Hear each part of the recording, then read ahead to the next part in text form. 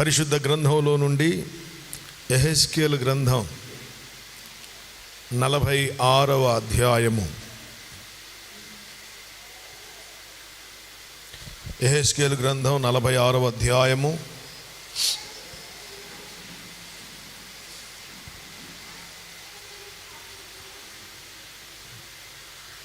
మొదటి వచనాన్ని చదువుతూ ఉన్నాను.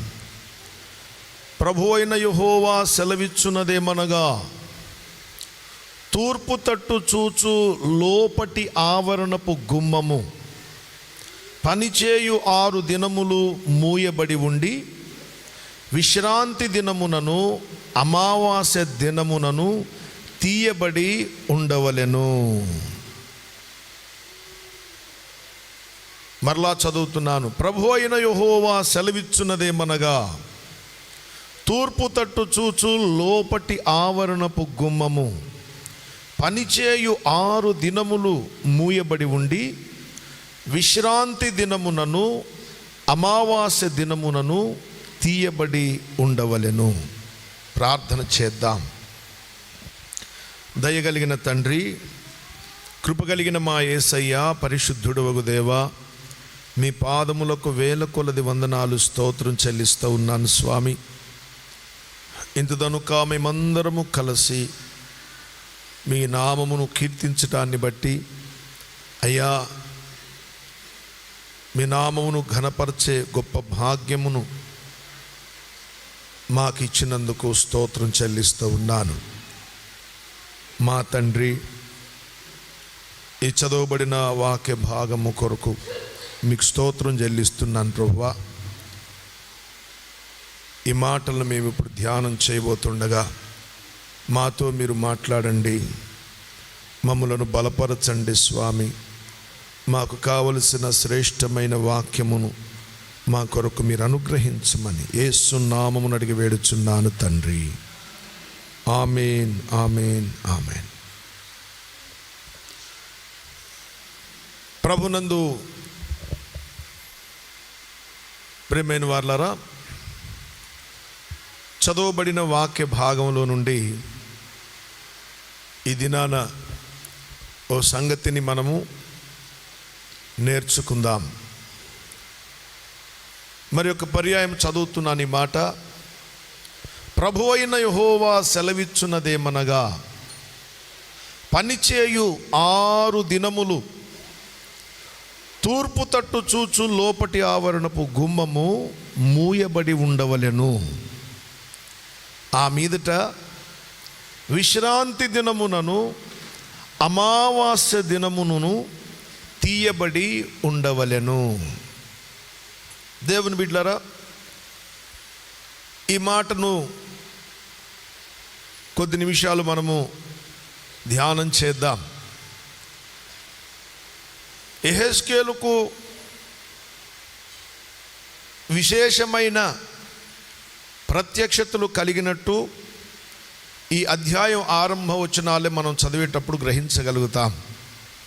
చెరలో ఉన్నటువంటి యెహెజ్కేలు అద్భుతమైన దర్శనములు, అద్భుతమైన ప్రత్యక్షతలు, యేసుక్రీస్తు ప్రభువారి యొక్క శిలువ మరణము తరువాత యెరూషలేము చుట్టూ ఉన్నటువంటి గుమ్మములకు ఎటువంటి పరిస్థితులు ఏర్పడతాయో అన్ని విషయాలు ఈ 44వ అధ్యాయము 46వ అధ్యాయంలో చెప్పబడ్డాయి. జాగ్రత్తగా గమనించండి. ప్రభువగు యెహోవా సెలవిచ్చున్నదేమనగా, పనిచేయు 6 దినములు ఆవరణము లోపటి గుమ్మము మూయబడి ఉండాలి. ఆ తరువాత విశ్రాంతి దినమున కానీ అమావాస్య దినము కానీ ఈ గుమ్మము యొక్క ద్వారము తెరవవలెను.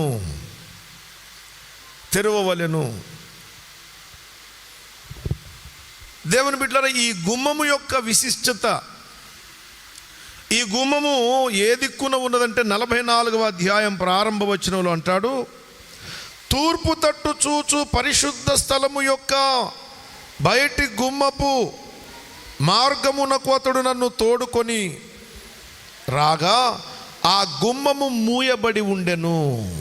ఏ తట్టు ఉన్నది ఇది? తూర్పు తట్టు. తూర్పు తట్టు. తూర్పు తట్టు ఉన్నటువంటి ఈ గుమ్మము మూయబడి ఉండాల్సింది. ఎన్ని దినాలు మూయాలి అంటే, పని చేసేటటువంటి పని దినాలు ఉన్నాయి. ఆ పని దినాలన్నీ కూడా 6 దినముల పాటు ఈ గుమ్మము యొక్క ద్వారము మూయబడే ఉంటుంది. 7వ దినము అనగా విశ్రాంతి దినము తెరవబడాలి. మరి ఒక దినం ఏది అంటే అమావాస్య నాడు. అమావాస్య నాడు ఈ గుమ్మము యొక్క ద్వారము తెరవబడి ఉండాలి. దేవుని బిడ్డలారా, విశ్రాంతి దినము తెరవబడ ఉండాలని, ఆ తరువాత అమావాస్య నాడు విశ్రాంతి దినం అనే దాని గురించి చాలా సంగతులు మనం ధ్యానం చేయవచ్చు, చాలా సంగతులు మనం చెప్పుకోవచ్చు. అమావాస్యను గురించి గతంలో నేను చాలా మార్లు అమావాస్య గురించి చెప్పాను. అమావాస్య నాడు ఏ విధంగా ప్రభువును స్తుతించాలి, అమావాస్య అంటే ఏమిటి అనే విషయాన్ని, యేసుక్రీస్తు ప్రభువారిలో అమావాస్య, క్రీస్తులో ఉన్న అమావాస్య, దాని గురించి నేను గతంలో చాలా మార్లు చెప్పాను. కొలసీ పత్రిక 2:16లో, కాబట్టి మీరు అన్నపానముల విషయములోనైనను పండుగ, అమావాస్య, విశ్రాంతి దినము, కొలస్సీ 2:16 అను వాటి విషయములలో మీకు తీర్పు తీర్చ ఎవనికి మీరు అవకాశం ఇవ్వకూడి. ఏలయనగా రాబో వాటి ఛాయయే గాని నిజ స్వరూపము క్రీస్తునందున్నది. అదే మాట ఉన్నదమ్మా కొలస్సీ 2:16లో. ఏ విషయాలు? పండుగ, అమావాస్య, అన్నపానములు, విశ్రాంతి అను ఈ 4 విషయాలలో మీకు తీర్పు తీర్చడానికి ఎవనికి మీరు అవకాశం ఇవ్వకండి. ఎందుకంటే ఈ పండుగ కానీ, అన్నపానములు కానీ, విశ్రాంతి కానీ, అమావాస్య కానీ, ఇవన్నీ కూడా క్రీస్తులోనే అసలు నెరవేర్చబడతాయి. ఇవన్నీ కూడా రాబో ఛాయయే కానీ నిజస్వరూపం అనేది క్రీస్తులో ఉన్నది అని మాట్లాడారు. అమావాస్య నిజస్వరూపము క్రీస్తులో ఉంది, విశ్రాంతి నిజస్వరూపము క్రీస్తులో ఉంది, పండుగ నిజస్వరూపము క్రీస్తులో ఉంది, అన్నపానములు నిజస్వరూపము క్రీస్తులో ఉంది. సరే, ఇప్పుడు నేను అమావాస్య అనే మాట మీకు తెలియజేయటం ప్రారంభిస్తే ప్రసంగం సరిపోను కూడా సరిపోదు. ప్రసంగ సమయం అమావాస్యను గురించి గతంలో నేను చాలా విపులంగా తెలియజేశాను.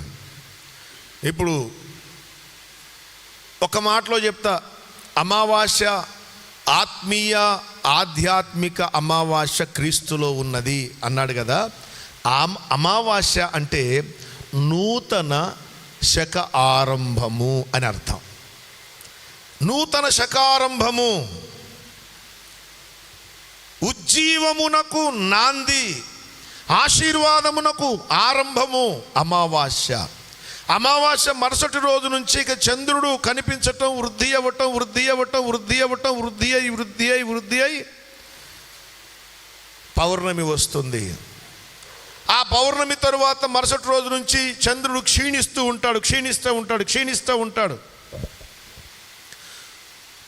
నెలలో 2 పక్షాలు ఉంటాయి.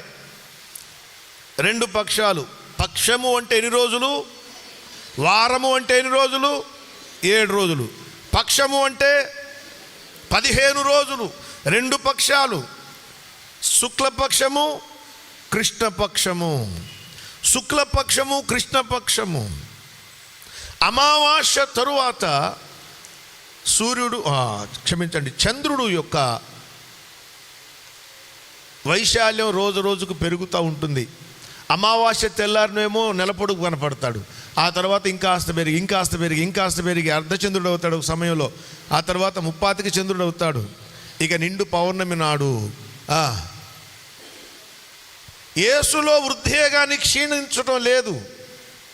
యేసుక్రీస్తు ప్రభువారు వచ్చారంటే ఇక ఆశీర్వాదం ఆరంభమైనట్టే, ఉజ్జీవం ఆరంభమైనట్టే, ఒక నూతన శకము ఆరంభమైనట్టే, నూతన జీవితం ప్రారంభమైనట్టే. కాగా ఎవడైనా క్రీస్తునందున్న ఎడల వాడు నూతన సృష్టి, క్రొత్త జీవితమునకు ఆరంభం. క్రీస్తు లేనప్పుడు జీవితం ఎలా ఉంటుంది?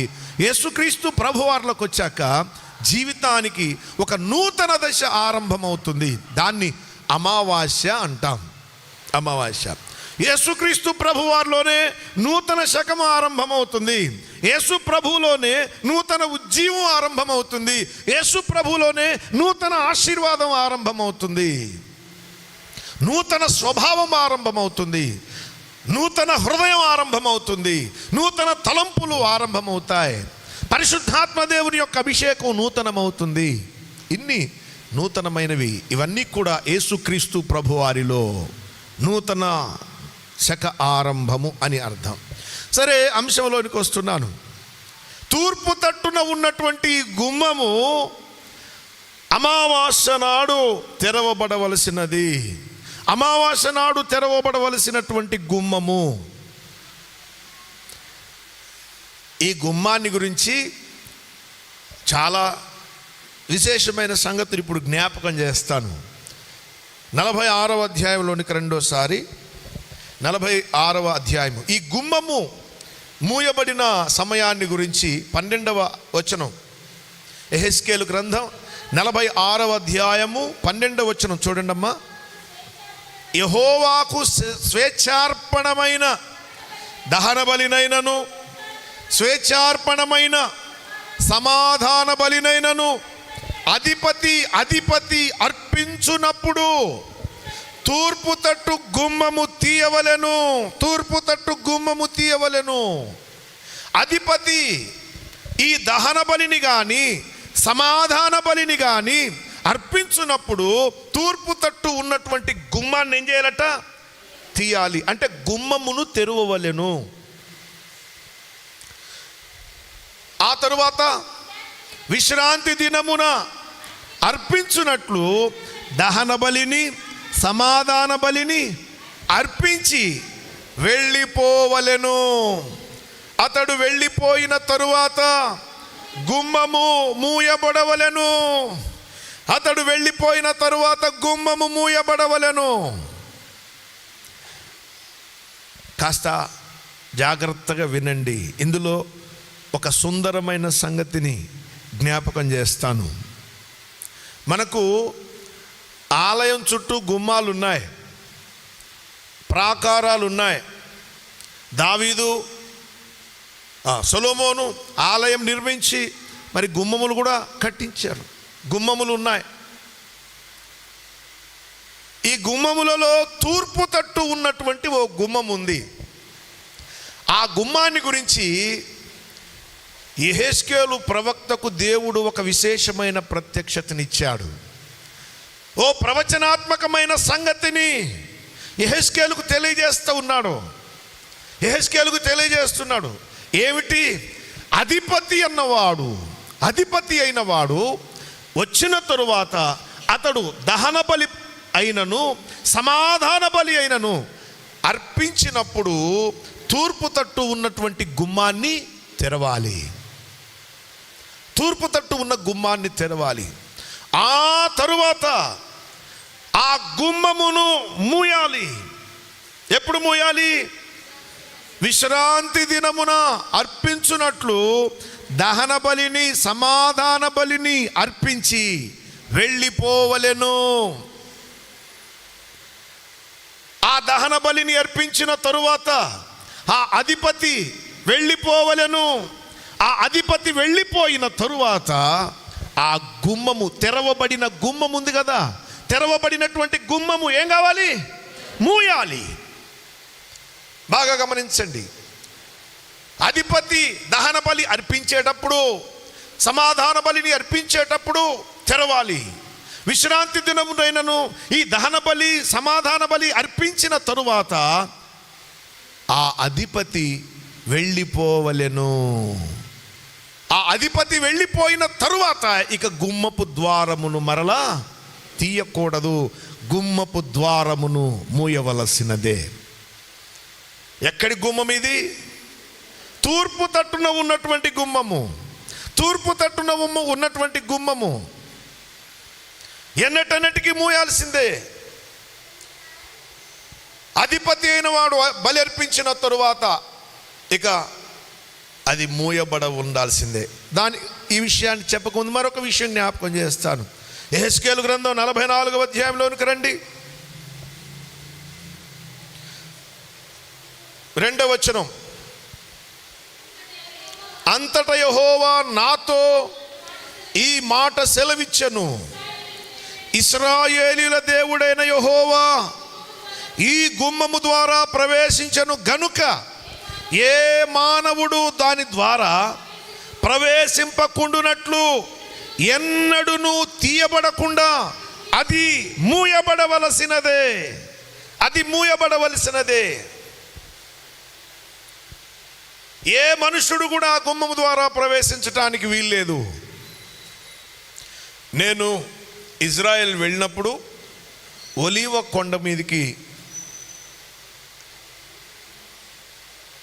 మనం ఇజ్రాయెల్ వెళ్ళిన వాళ్ళు కూడా ఉన్నారు. ఒలీవ కొండ మీదకి వెళ్ళి చూస్తే మనకు ఆ గుమ్మము మూయబడి ఉండటం స్పష్టంగా కనబడుతుంది. చెప్తారు కూడా, అదిగోండి తూర్పు తట్టున ఉన్నటువంటి గుమ్మము అని ఒక గుమ్మాన్ని చూపిస్తారు. ఒలీవ కొండ మీద నుంచి కనుక యెరూషలేం పట్టణాన్ని చూచేటప్పుడు ఇప్పుడు కట్టిన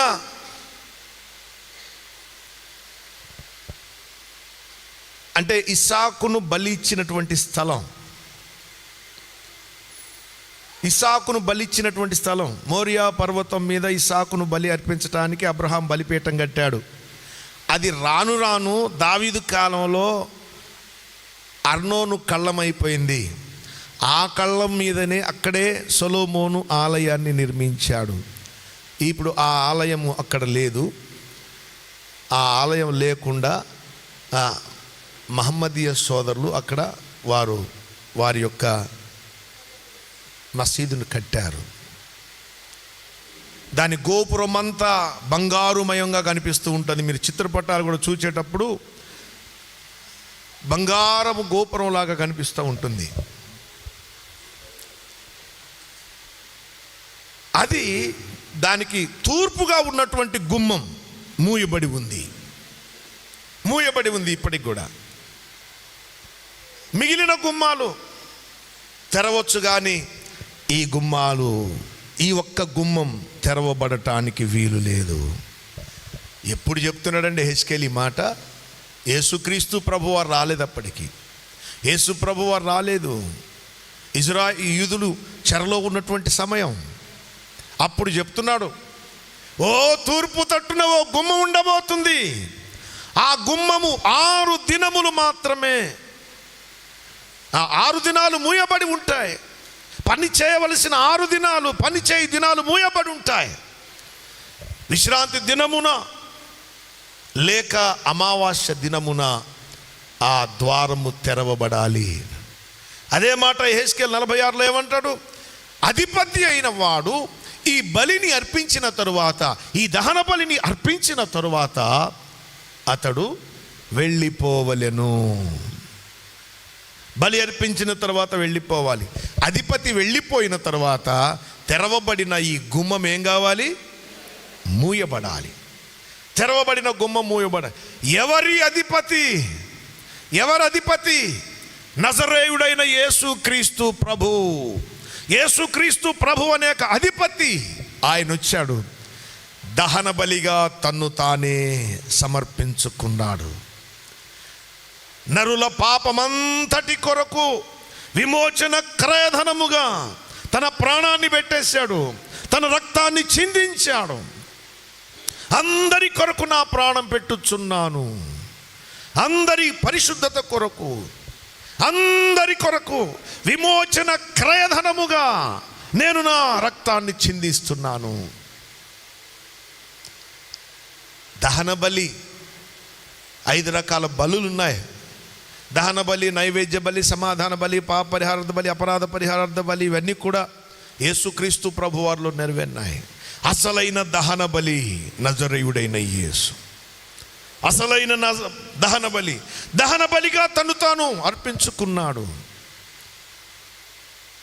అంటాడు కదా, దహన బలులు నీకు ఇష్టమైనవి కావు,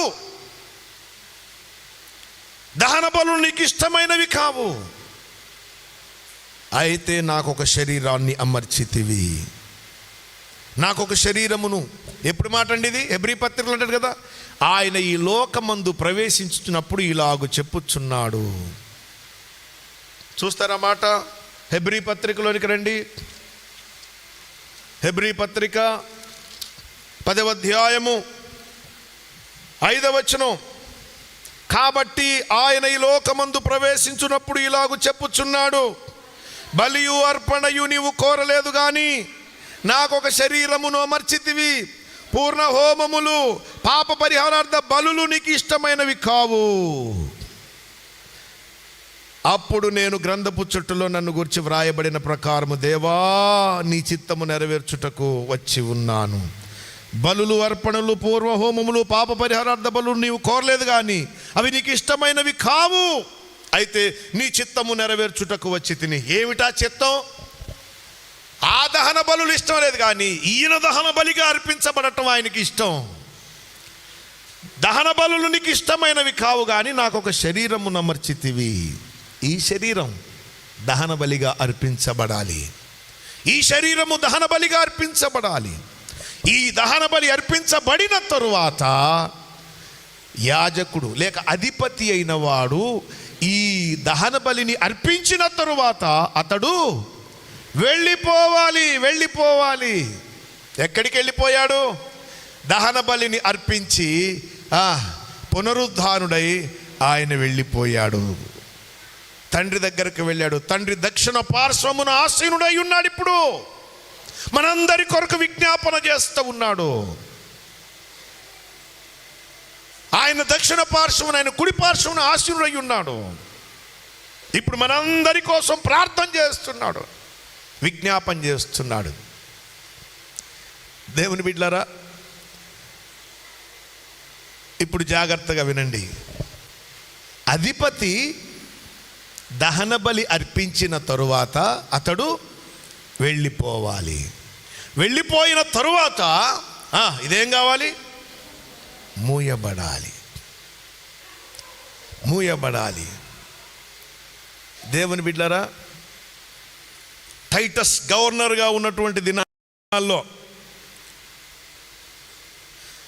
వెస్పేషియన్ అనే రోమా చక్రవర్తి, ఆ టైంలో రోమా గవర్నర్గా ఉన్నటువంటి వాడు టైటస్, క్రీస్తు శకము 78వ సంవత్సరం అనుకు 78వ సంవత్సరంలో యెరూషలేము మీదకు దండెత్తి రాతి మీద రాయి లేకుండా కూల్చేశాడు. రోమన్స్ పరిపాలన కాలంలో వారు దాదాపుగా 300 సంవత్సరాలు పైచిలుకు పరిపాలన చేశారు. ఆ తరువాత పరిపాలన అయిపోయిన తరువాత 325వ సంవత్సరం నుంచి 614 వరకు కాన్స్టంటైన్ అనేటటువంటి చక్రవర్తి పరిపాలన చేశాడు. కాన్స్టంటైన్ పరిపాలన తరువాత పర్షియన్స్ వచ్చారు, సెల్యూకాయిడ్స్ వచ్చారు, క్రూసేడర్స్ వచ్చారు. ఇలా పరిపాలన చేసుకుంటూ వచ్చారు. ఒక మాట చెప్తాను వినండి. బైబిల్ గ్రంథంలో రాయబడిన మాటలను కొన్ని మార్లు అన్యులు పరిపాలన చేస్తున్న రోజుల్లో తన కార్యాన్ని చేశాడు దేవుడు. అలా చేసిన అనేక కార్యాల్లో ఒక కార్యం, క్రీస్తు శకము 1187వ సంవత్సరంలో, క్రీస్తు శకము 1187వ సంవత్సరంలో క్రూసేడర్స్, సెకండ్ క్రూసేడర్స్ అన్నమాట. ఆ టైంలో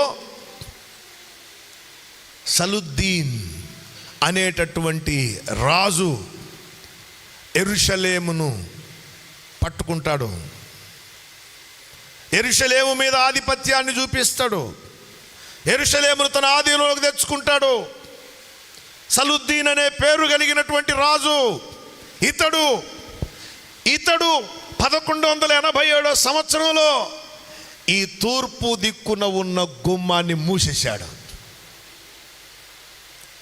1187 సంవత్సరంలో మూయబడిన గుమ్మం ఇప్పుడు ఏ సంవత్సరం? 2020 సంవత్సరం. ఇప్పటికీ గుమ్మము మూయబడే ఉంది. గుమ్మము మూయబడే ఉంది. సులైమాన్ అనేటటువంటి రాజు 1517 సంవత్సరం వరకుంటా, 1500 సంవత్సరాల చిల్లర ఆ టైంలో సులైమాన్ అనేటటువంటి రాజు, అతడు కూడా దీని విషయమై భద్రత తీసుకున్నాడు. అతడు కూడా దీన్ని తెరవటానికి ఇష్టపడలేదు. దీనితో పాటు ఇంకా 8 గుమ్మాలు కట్టించాడు సులైమాన్ అనేటువంటి రాజు. ఇతడు యెరూషలేమును తన ఆధీనంలోకి తీసుకున్నటువంటి రోజు. ఏదేమైనా 1187 సంవత్సరంలో ఆ గుమ్మము మూయబడి ఉంది. ఆ గుమ్మాన్ని మూసేసిన ఆయన ఎవరండి? రాజు పేరు సలుద్దీన్. ఆయన ఈ గుమ్మాన్ని మూసివేశాడు. ఈనాటికి ఆ గుమ్మపు ద్వారము మూయబడి ఉంది. ఈ గుమ్మపు ద్వారము గుండా ఎవ్వడు ప్రవేశించటానికి వీలు లేదు. ఎప్పటిదాకా? అధిపతి తిరిగి మరలా వచ్చేదాకా ఈ గుమ్మపు ద్వారము మూయబడే ఉండాలి. దేవుని బిడ్డలారా, యేసుక్రీస్తు ప్రభువారు మధ్యాకాశానికి వస్తాడు. మొదట మధ్యాకాశానికి వచ్చిన తర్వాత సంఘం ఎత్తబడుతుంది. సంఘం ఎత్తబడిన తరువాత తీర్పు జరుగుతుంది. ఫలము పొందుకుంటారు, ఘనత పొందుకుంటారు, దేవుని మహిమను పొందుకుంటారు. ఆ తరువాత పెండ్లి విందులోనికి వెళతారు. పెండ్లి విందు మధ్యాకాశంలో అయిపోయిన తరువాత యేసుక్రీస్తు ప్రభువారు తన పరిశుద్ధ పరివారముతో దిగి వస్తాడు. దిగి పాదము మోపు స్థలమేది అనగా ఒలీవ కొండ. ఆ కొండ మీద కాలు పెడతాడు. ఆ తరువాత అర్మగిద్దోను యుద్ధం జరుగుతుంది. అర్మగిద్దోను జరిగిన తరువాత యేసుక్రీస్తు ప్రభువారు ఇక తూర్పు దిక్కున మూయబడి ఉన్న గుమ్మపు ద్వారము దగ్గరకు వచ్చినప్పుడు ఆనాడు గుమ్మపు ద్వారం తెరవబడుతుంది. తెరవబడినటువంటి ఆ గుమ్మపు ద్వారము గుండా యేసుక్రీస్తు ప్రభువారు లోపలికి వెళ్తాడు. వెళ్ళి ఆ స్థలంలో సింహాసనాన్ని వేస్తాడు. ఆ స్థలం ఏది అంటే అబ్రహాము ఇస్సాకును బలిగా ఇవ్వటానికి బలిపీఠం కట్టిన స్థలం. ఆ స్థలంలో సింహాసనాన్ని వేసుకుంటాడు. యెరూషలేములో సింహాసనం తూర్పు తట్టు ద్వారము గుండా ఇక ప్రయాణం చేయటానికి యేసుక్రీస్తు ప్రభువారు ఉపయోగించే ద్వారము తూర్పు గుమ్మము. సింహాసనం మీద నుంచి వెలుపలికి రావాలన్నా, వెలుపల నుంచి లోపలికి పోవాలన్నా ఈ ద్వారం గుండానే ఆయన ప్రయాణం చేస్తాడు. యెహెజ్కేలు గ్రంథం 44వ అధ్యాయంలో వ్రాయబడిన ఒక మాట చదువుతాను, చూడండి.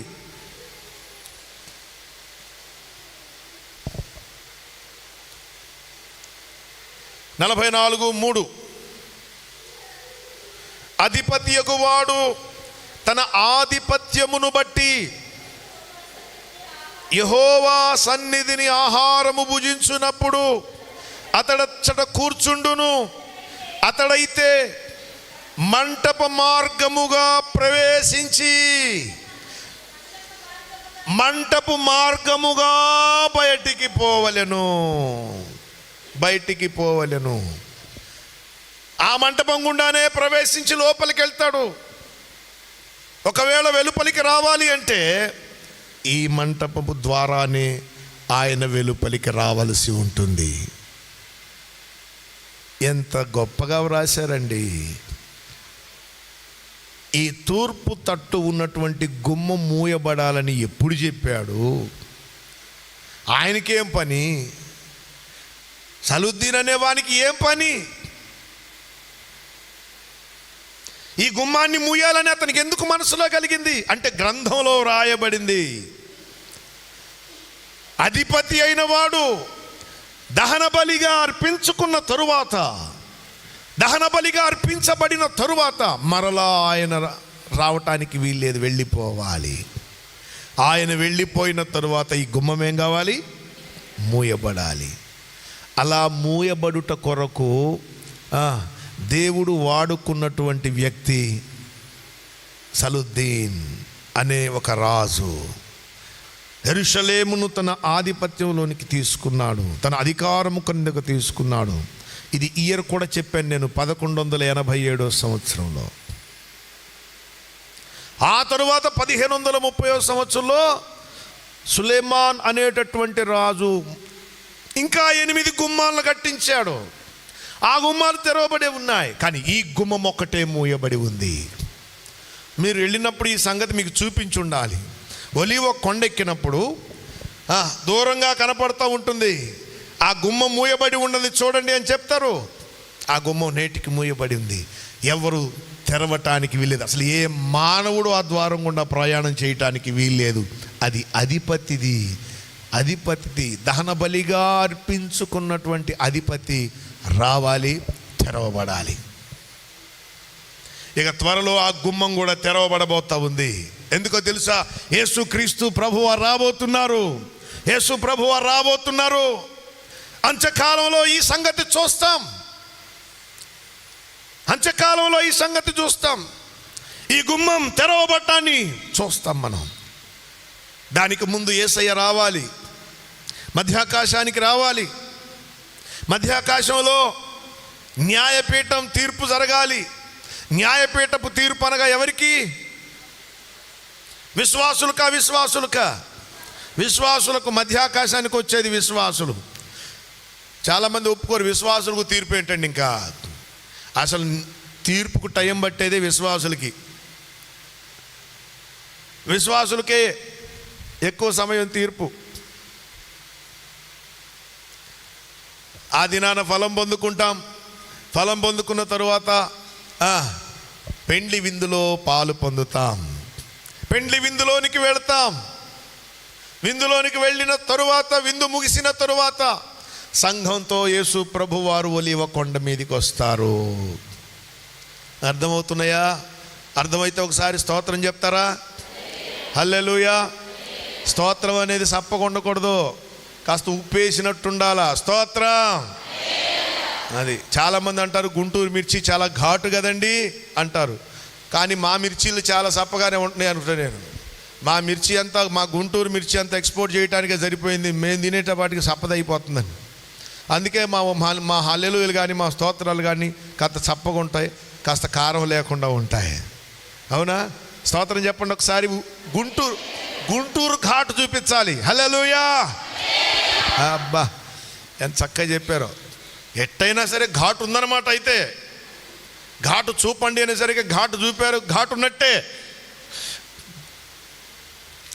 దేవుని బిడ్డలారా, యేసు ప్రభువారు రాబోతూ ఉన్నారు. ఇక ఒలీవ కొండ మీదకి వస్తారు. ఒలీవ కొండ మీదకి కాలు పెట్టిన తరువాత అబద్ధ క్రీస్తుతో యుద్ధం, అర్మగిద్దోని యుద్ధం. అప్పుడు అపవాదిని తీసుకెళ్ళి చెరలో వేస్తాడు. చెరలో వేసి 1000 ఏండ్ల పరిపాలన కొరకు సింహాసనాన్ని స్థాపిస్తాడు. సింహాసనాన్ని స్థాపించుట కొరకు ఈ గుమ్మపు ద్వారము ఆ దినాన తెరవబడుతుంది. ఇదే మాట 46వ అధ్యాయంలో కూడా మనం చదువుతాం. 46వ అధ్యాయం చూడండి, 8వ వచనం. అధిపతి ప్రవేశించున్నప్పుడు గుమ్మపు మంటప మార్గముగా ప్రవేశించి ఆ మార్గముగానే వెలుపలికి పోవలెను. అంటే లోపలికి ఆ మార్గం గుండానే పోవాలి. లోపలి నుంచి వెలుపలికి వచ్చేటప్పుడు కూడా ఆ మార్గముననే పోవాలి. అది నజరేయుడు 1000 ఏండ్ల పరిపాలనలో యావత్ ప్రపంచానికి రాజు ప్రయాణించేటటువంటి మార్గం అది. ఏ మనుష్యుడు ప్రయాణించటానికి వీలు కాదు. ఇప్పుడు ఏ మనుష్యుడు వెళ్ళటానికి వీల్లేదు. దేవుని బిడ్డలారా, త్వరలో ఈ గొప్ప సంగతి జరగబోతా ఉంది. ఈ గుమ్మాన్ని గురించి యెహెజ్కేలు చెప్పాడు. దహనబలి అర్పించబడిన తరువాత యాజకుడు వెళ్ళిపోవాలి, మూయబడాలి. జరిగిందా లేదా? ఆయన చెప్పిన ఏ మాట నిరర్ధకము కాదు. సువార్తను నమ్మటానికి, యేసుక్రీస్తు ప్రభువారు ప్రవచన పురుషుడు నమ్మటానికి ఇంకేమి ఆధారం కావాలి? ఇప్పటిదాకా చెప్పినవన్నీ కూడా అక్షరం ఒక్క పొల్లు కానీ సున్నగోని తప్పిపోకుండా నెరవేర్చుకుంటూ వచ్చాడు. ఈ ప్రవచనం కూడా నెరవేరుతుంది. మూయబడుతుంది అని యెహెజ్కేలు చెప్పాడా? అలాగే జరిగిందా? అదే యెహెజ్కేలు ఇప్పుడు మళ్ళీ అధిపతి వచ్చినప్పుడు తెరవబడుతుంది అని చెప్పాడు. అది నెరవేరుతుందా లేదా? నెరవేరుతుంది. దాన్ని మనం స్పష్టంగా చూడబోతున్నాం. కనుక దేవుని బిడ్డలారా, యేసుక్రీస్తు ప్రభువారు వచ్చినప్పుడు అంత్యకాలమున తెరవబడవలసిన గుమ్మం, అంత్యదినాల్లో అంత్యకాలమున తెరవబడవలసిన గుమ్మం, యేసునాథుడు సింహాసనము కొరకు, పరిపాలన కొరకు తెరవబడవలసిన గుమ్మం. అది అమావాస్య నాడు అన్నాడు. అమావాస్య యేసునాథుని యొక్క పరిపాలన నూతన శకారంభము. యేసుక్రీస్తు ప్రభు వారి యొక్క పరిపాలనతో ఒక క్రొత్త యుగము ప్రారంభం కాబోతుంది. నీతి యుగం ప్రారంభం కాబోతుంది. నీతి యుగం జరగబోతుంది. మరణం అంటూ లేకు, ఇక అసలు అడ్రస్సే ఉండదు. ఇప్పుడు మరణం ఉంటుంది కానీ అది ఆ విషయం అమ్మో, 1000 ఏండ్ల పరిపాలన మరణం అంటే ఎవరికి ఉంటుంది అన్నది మళ్ళీ ప్రశ్న వస్తుంది. దీన్ని గతంలో చెప్పాను నేను, ఎవరు చచ్చిపోతారనే విషయాలు చెప్పాను. మర్చిపోయిన వాళ్ళు స్తోత్రం చెప్పండి. హల్లెలూయా. అమ్మయ్య, అందరికీ గుర్తుంది. అయితే అందరికీ గుర్తుంది. ఒక్కళ్ళు కూడా స్తోత్రం చెప్పాల. చాలా అలర్ట్గా ఉన్నారు. Very good. ఇలాగే అలర్ట్గా ఉండాలి.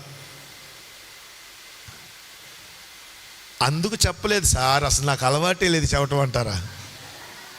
నాకు అసలు అలవాటు లేదు స్తోత్రం చెప్పటం, అందుకని నేను మౌనంగా ఉన్నాను. అదేం కాదు కదా.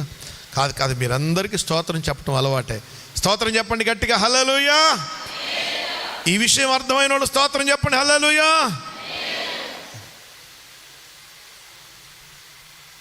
అంత్యకాలమున తెరువబడవలసిన గుమ్మము, ఆ గుమ్మములో యేసునాథుడు ప్రవేశించి పరిపాలన చేస్తాడు. ఆ పరిపాలనలో నేను అప్పుడు ఇట్లా ఉండను. నాది చాలా పవర్ఫుల్గా ఉంటాను. ఆ దినాన నేను చాలా ఉన్నతమైన పదవిలో ఉంటాను. అప్పుడు నా కాన్వాయ్ డిఫరెంట్గా ఉంటుంది. అందుకని ఇప్పుడు చూసినట్టుగా అప్పుడు చూసి ఆశ్చర్యపోబాకండి, ముందుగానే చెప్తున్నా. 1000 ఏండ్ల పరిపాలన కోసం నా వెహికల్సే వేరు, నా కాన్వాయే వేరు. ఆ రోజుల్లో మనము యేసుతో పాటు పరిపాలన చేస్తాం, మనమే చేస్తాం. మీ కాన్వాయ్ కూడా డిఫరెంట్గా ఉంటుంది. మీరు ఇప్పట్లాగా ఉండరు. చాలా మహిమలో ఉంటారు, చాలా మహిమాంతస్తులో ఉంటారు. కనుక దేవుడు మన కొరకు సిద్ధపరిచిన మహిమ, ఆ మహిమ ఎదుట ఇప్పటి కాలంలో మనం పడుతున్నటువంటి శ్రమలు కానీ, ఇప్పటి కాలంలో మనం పడుతున్నటువంటి బాధలు కానీ అవి ఎంచదగినవి కావు. కాబట్టి ఆ మహిమ కొరకు సిద్ధపడదాం. ప్రభు ఈ మాట దీవించునుగాక.